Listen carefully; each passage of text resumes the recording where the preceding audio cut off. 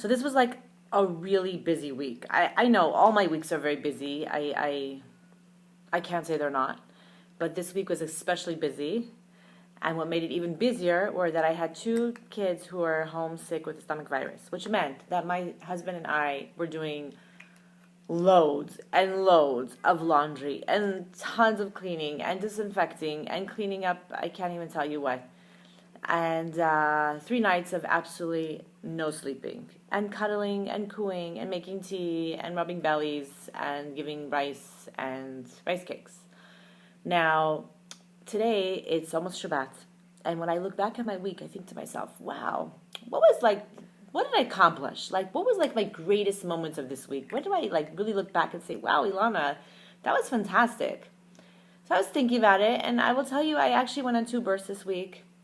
I taught classes this week. I saw clients this week. I did a lot of things where I was like, oh, wow, that was really meaningful and beautiful.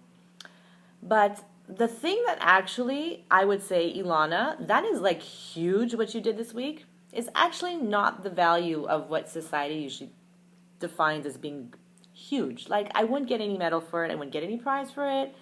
It would kind of go something and it is something very unknown. In fact, if I hadn't been telling you about it right now, you would not know what my husband and I were up to this week with all this cleaning and laundry and cooing and cuddling. So what's so fascinating is this week's in Parshat Shemot, we have 2 women. Now, mind you, these 2 women, the Midrash tells us, were actually the 2 great leaders of the nation of Israel. It was Yocheved and Miriam. They were like high-powered, high-profile women.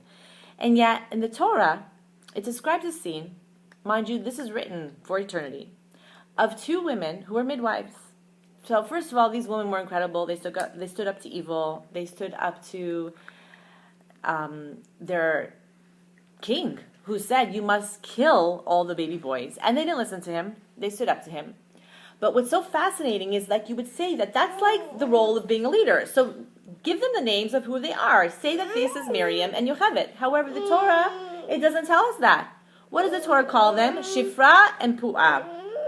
Who is Shifra and Pu'ah? What's these names? Where do they come from? Shifra, from the Shon, to make better, to improve, to beautify. Because Shifra, the midwife, who is, this is Yocheved and Miriam, and Pu'ah, comes from the word Pu'ah, which is to cuddle, to go cuckoo, roo, roo, roo, and make sure the baby's comfortable. So these names are actually describing very small actions that, like, no one got a picture of, no one heard about.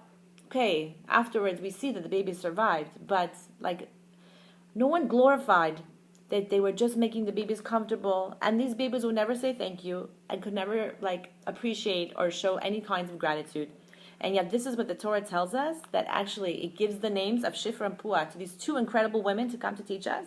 That, believe me, the things that you're doing in your life, which are actually huge, are not the things that anyone knows about. It's in the privacy of your own home. It's maybe even by yourself. It's when you're with your family. It's doing the very small things that nobody knows about. No one will give you a prize for. And yet this is what we call in Hebrew godless. This is greatness. This is what's actually written down for eternity. Shabbat Shalom.